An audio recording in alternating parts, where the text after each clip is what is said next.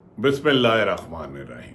अस्सलाम वालेकुम नाज़रीन, मैं हूं आमशरी आरिफ हमीद भट्टी। नाज़रीन, मौजूदा हुकूमत के लिए खतरे की घंटी पर गई। आइंदा 3 माह हुकूमत का ठहरना भी मुश्किल होता जा रहा है। जिम्मेदार ज़राए के मुताबिक हुकूमत की इकानमी पॉलिसी नाकाम होती जा रही है और पाकिस्तान के डिफ़ॉल्ट होने का खतरा है, जिसकी वजह से मुल्क में इस्तेकाम लाने के लिए वाहिद हल बानी पीटीए डयाला जेल की तरफ जाता है। अब ये सोच पैदा हो रही है कि मुल्क को बहरान से निकालने के लिए डयाला जेल में 10 माह से कैद इमरान खान से हर हाल में मुज़ाकरत करने होंगे। उसके अलावा मौजूदा हुक्मरान के बस में नहीं रहा मुल्क को चलाना। पीपल्स पार्टी और MQM और नून लीग की आपस में रशाकशी, नवाज शरीफ शहबाज शरीफ के इख्तलाफात, अवाम का यक तरफा इमरान खान के हक में फैसला, 8 फरवरी का इलेक्शन, इमरान खान की जीत अवाम के ज़हनों पर सवार। ना सिर्फ इलेक्शन में धांधली की खबरें पाकिस्तान में 24 करोड़ अवाम एहतजाज कर रही है, बल्कि इसके बरअक्स अमेरिका UNO से बड़ी बड़ी आवाज़ें आने लगी कि अगर पाकिस्तान में इंसानी हकूक़ की वायलेशन ख़त्म ना हुई तो डेलीगेशन आएंगे और पाकिस्तान के लिए मुश्किलात होगी। दूसरी तरफ नाज़रीन, बानी PTI इमरान खान ने गुज़श्ता रोज़ अपनी पार्टी के लोगों से मुलाकात करके कहा कि पार्टी में तफरीक करने वाले नाकाम हो जाएंगे। उन्होंने कहा, मैंने अवाम में इतना शऊर, बानी PTI इमरान खान ने डयाला जेल में कहा, कि पैदा कर दिया है कि अब अवाम में इलेक्टेबल बरादरीज़म पर जीतने वालों का धड़म तख्ता हो चुका है और मौजूदा हुक्मरान के पास ना विजन है ना मकसद है। इनका काम माल बनाओ, मुल्क लुटो और फुटो की पॉलिसी पे चल रहा है। उन्होंने कहा कि जो लोग ये र्यूमर्स उड़ा रहे हैं कि बानी PTI को पार्टी को तकसीम कर दिया है, वो एमको की जन्नत में रहते हैं। उन्होंने अपने तमाम ग्रुपों को हदायत की कि खबरदार वो पार्टी में बिला वजह बयानात से गुरेज करें और पार्टी के साथ कौन कितना सिंसियर है, जिन्होंने मुश्किल वक्त में पार्टी का साथ दिया, जेलें काटी, साथ खड़े रहे, उनका वो पार्टी का असासा है। ताहम जिन्हें मजबूरन, जो पहले ही हल्ले में चले गए, एक लोग जिन पर जुल्म किया गया, तशद्दुद किया गया, लापता किया गया, उनके जिस्म नोचे गए, उन पर करंट लगाए गए, उनकी अलग बात है। और एक लोगों को फाइलें दिखाकर PTI छुड़ाई गई और इस्तेकाम पार्टी बनाई जिसका बेड़ा गर्क हो गया। तो उन्होंने कहा लिहाजा PTI को तकसीम करने वाले एमको की जन्नत में रहते हैं। उनका अपना वोट बैंक पीपल्स पार्टी और नून लीग का नहीं रहा।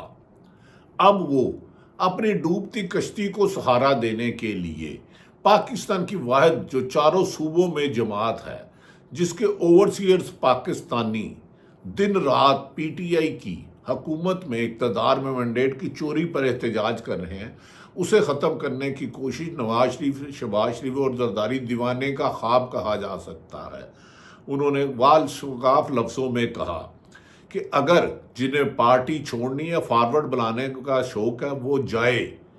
अब आवाम इन हुक्मरानों को घर भेज कर ही सोएगी।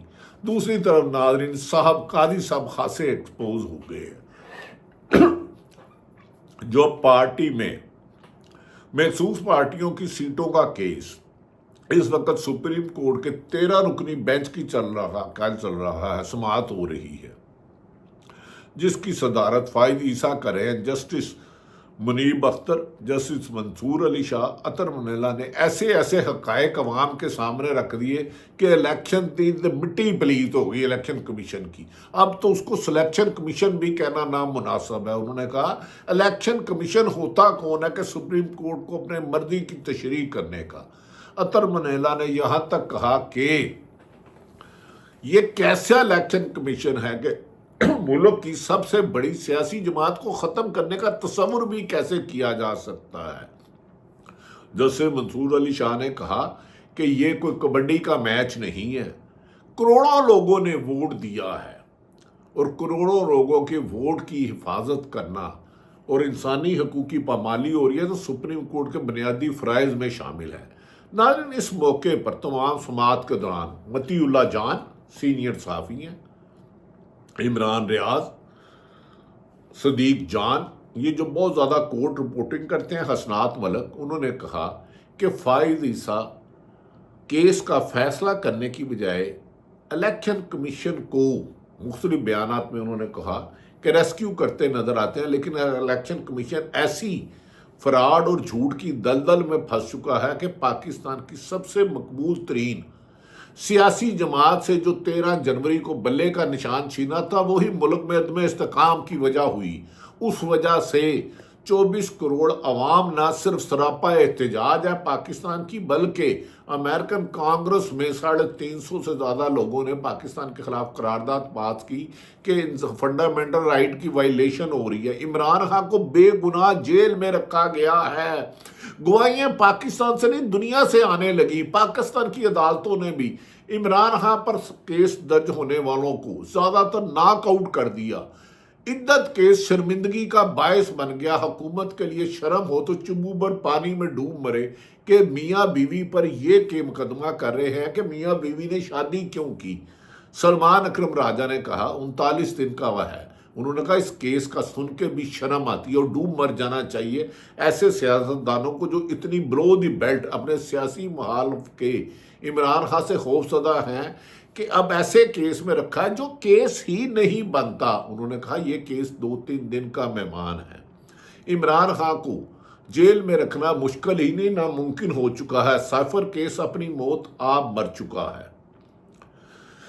وہ جو توشہ خانہ کیس تھا وہ اتنے رسوا ہوئے کہ اس میں نواز شریف اور زرداری کی اب جان بچنا مشکل ہو گئی ہے، انہوں نے گاڑیاں لی ہوئی ہے، اور عمران خان کو کلین چیٹ سپریم کورٹ سے، ہائی کورٹ سے، نیچے کورٹ سے ملتی جا رہی ہے۔ دوسری طرف ناظرین، بابر ستار نے بعض طاقتور اداروں کو ہلا کے رکھ دیا ہے، اور یہ بات اب واضح ہو گئی ہے کہ ملک میں کچھ طاقتور لوگ، میں ادارہ نہیں کہہ رہا، کچھ طاقتور لوگ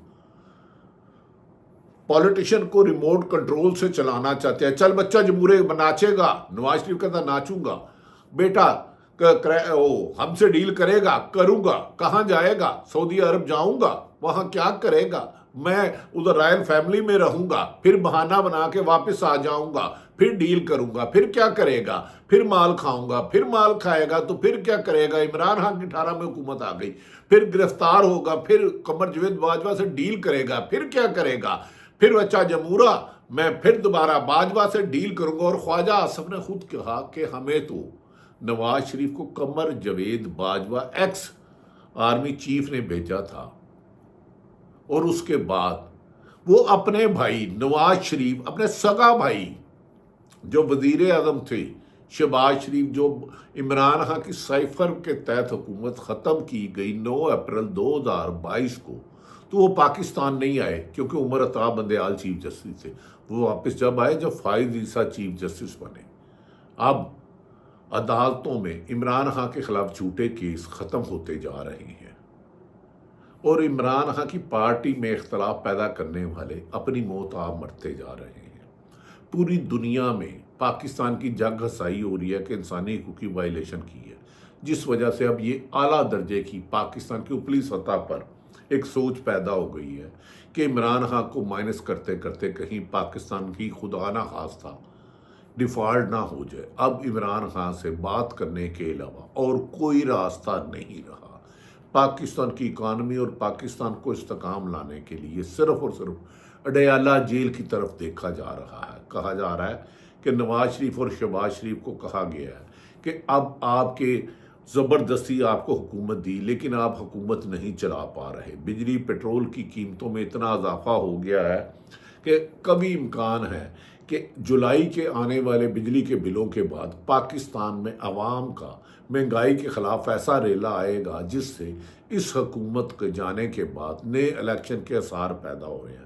فائز عیسیٰ بہت کوشش کر رہے ہیں کہ مخصوص نشستیں جو پاکستان تحریک انصاف کا حق تھا، جو ان کے حمایت و یافتہ جیت کو ملنی چاہیے تھی، لیکن جال سازی سے بلے کا نشان چھوڑا گیا، چھینا گیا الیکشن کمیشن نے، 2 دن پہلے وہ کیا گیا۔ اب جو جسٹس اطہر منیلا اور وکلا کی بحث ہوئی ہے، اس سے لگتا ہے کہ طریقے انصاف کو سیٹیں واپس کرنے کے علاوہ آئینی اور قانونی طور پر کوئی حق نہیں رکھا، کیونکہ دنیا کے کسی ملک میں ایسی مثال نہیں ہے کہ ہارنے والے کو جیتنے والے کی سیٹیں مل جائیں۔ ایک چھوٹی سی مثال کے طور پہ سمجھا دیتا ہوں۔ آپ کا بیٹا میٹرک پڑھتا ہے، آپ کے بیٹے نے ایک کلاس نمبر دیے ہیں، اس نے ایک کلاس نمبر دیا، 100 میں سے 100 لیے ہیں، تو یہ نہیں ہو سکتا کہ اس کے پیپر میں کوئی رول نمبر کی غلطی ہو گئی ہے تو جو اس سے پہلے یا پیچھے والا نمبر ہے اور وہ فیل ہو گیا اور 100 نمبر اس کو دے دیے جائے۔ تو لہذا مسلم لیگ کو، پیپلز پارٹی کو، ایم کیو ایم کو دی گئی سیٹیں مولانا فضل الرحمان کو دوبارہ پی ٹی آئی کو قانونی طور پر ملنے کے قوی امکان ہے، تاہم اس کا فیصلہ اگلے ہفتے ہوگا۔ کہا جا رہا ہے کہ ایک بڑی کالونی جس میں اہم شخصیات رہتے ہیں، وہاں خاصی آمد و رفت ہو رہی ہے، اور ایک صاحب جو کہتے ہیں کہ میرے ہوتے ہوئے انٹرفیرنس نہیں ہوئی، ان کے ہوتے ہوئے پاکستان کا بدترین دور جا رہا ہے صحافت اور پولیٹیشن میں انٹرفیرنس کا، جس کے حقائق عوام کے سامنے آ چکے ہیں۔ ناظرین، لگتا ہے کہ حکومت کے لیے 2024 نکالنا مشکل ہوگا۔ اب بیساکھیوں نے بھی ساتھ چھوڑنے کا عندیہ دے دیا ہے۔ ہمیں یقین ہے کہ پاکستان ترقی کے راستے پر گامزن ہوگا۔ پاکستان زندہ باد۔